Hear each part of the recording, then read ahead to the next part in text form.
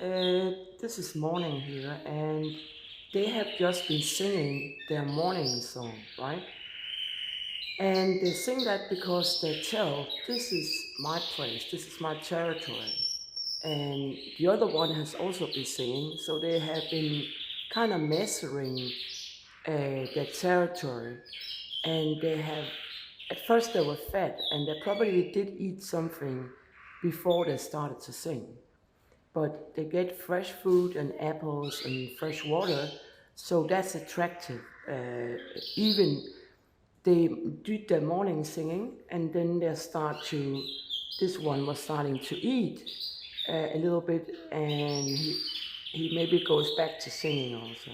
Yeah, he's going back to singing. You can see, and that's because right now there was a little, there was some airplanes and the neighbor slammed the door and took the car, and they actually sang over that, which sometimes they don't if they're feeling if there's a lot of noises. So basically, to sing their morning song, they need a little bit of peace around them. That could be if you have kids or dogs, they need to feel comfortable with that, That actually is for all animals, that they need to be in harmony to, sometimes, for example, if there has been strangers in here, they will call alarm, and that's not it's not a nice sound. It's very nerving, but today they are comfortable that there is nobody in here, and they're singing their morning song. Um, and morning song, and you have to, if you buy a bird, you have to recognize that you kind of like their song. The alarm call is something different, and you have to be sure that your environment is safe for them. It doesn't work if you have a cat and birds, because the cat, when you're not home, the cat will start, hunting them. Even he can't get them, he will hunt them.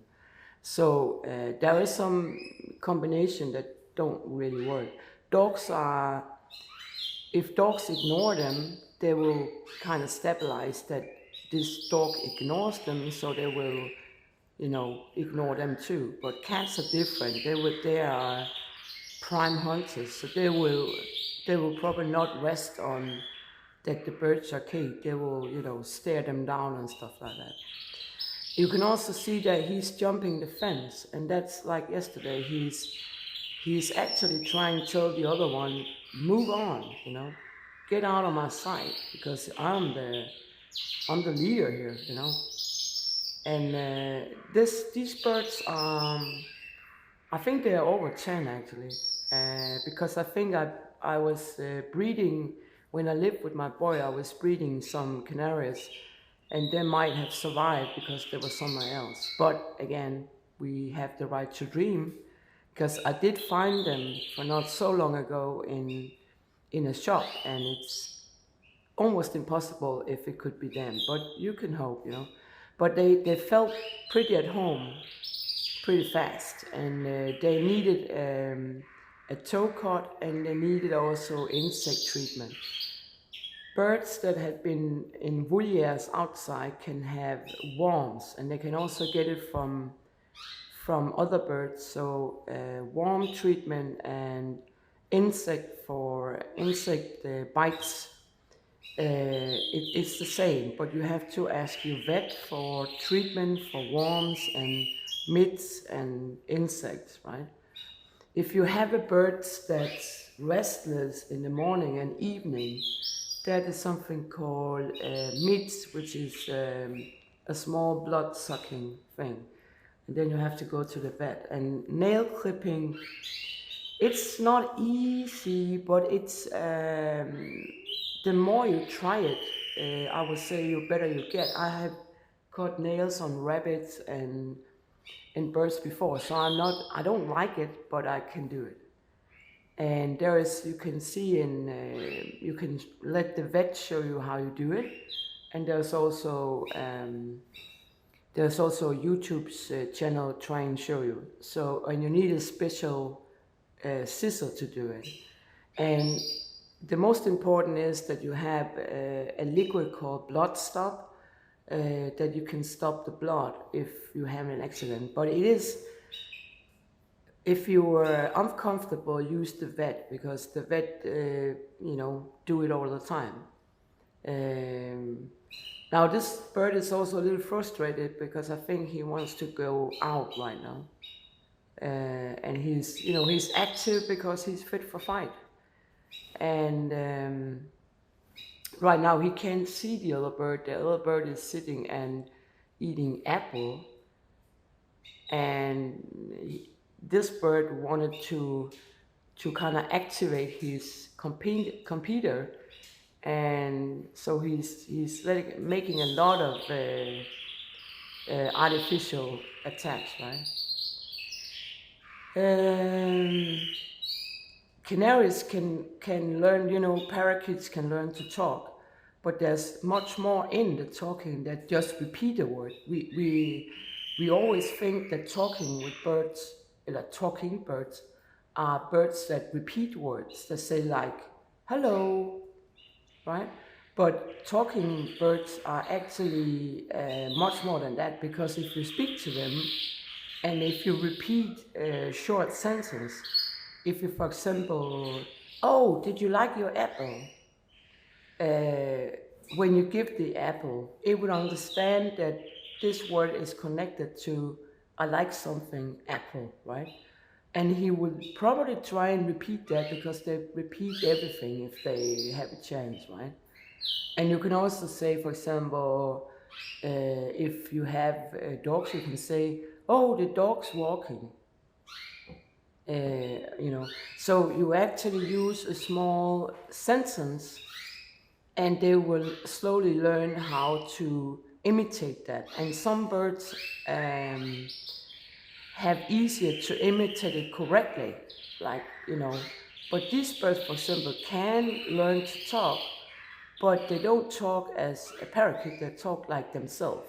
So you have to be able to understand the top notes and the bottom notes, and from in there you kind of transfer the alphabet, right? So, and for example, this bird, because they were sitting in a shop, they can say as some of the birds in the shop, especially when it gets a little nervous, or if they're kind of overjoyed. I think it was a little difficult for them to sit in the shop. And all birds can come from places where they have experienced things or seen things they didn't like, and that means that they maybe sometimes sing about it, or. And right now I also have a bird on visit that's not a wild bird. It's a bird that's been terribly hurt, and it's a 50-50 if it survives, but it want to survive, and it's strong. And now, after some days, it's eating. So I actually think it should have a chance. It's a very, very severe hurt it has, but I managed to kind of clean the wounds up and stop the risk of infection. So he doesn't really have a chance, but he wanted. And I can see it because the behavior that bird has is not this bird. The behavior the bird has is a normal behavior for his kind. That would say he's not under, he's not giving up, he wanted. So I think he should have a chance. Normally you would say this is a too damaged thing, right? And his wings is under control. He can control his wings, and when I have him in my hand and nurses him, he is very, very strong. So he's not weak in the way that it's ending, if you understand what I mean. But whether he make it, I don't know. But he's eating now, and that in itself is a wonder, because he's been attacked by a hawk, I think. And that's normally, they say about hawk attacks that they never miss out. It's a wonder that he survived. Or another thing is that he might have tried to get home to the queen and oversee, and he might have simply raised himself to die, right? And I had 2 meetings with this bird before, because I met him in town where he was resting, and then I met him at the sea where he was waiting to die. So basically, I think I have a responsibility to, he knew that I cared, and he showed that he was in danger. So I think I'll give him a chance. And if he didn't eat, it would be like we can't do anything. And also, if the damage were very severe, he would have died now. So somehow he's been extremely lucky that I found him, and he's been extremely lucky that he survived, and that he's actually eating. So it's a miracle if he survives. He might need some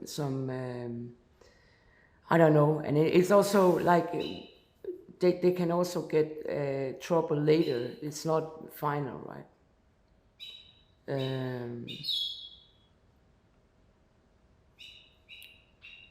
That was one of the neighbors that's very loud on IT, and yeah, he's now my bird is telling me to be warned, and that's because this young man and his sister or company, they often yell pretty loud when they drive by, meaning that the birds are not comfortable with them, and I'm not actually. So now there's a little like, where did he go kind of thing.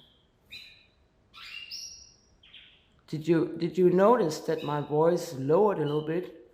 So did the birds, right?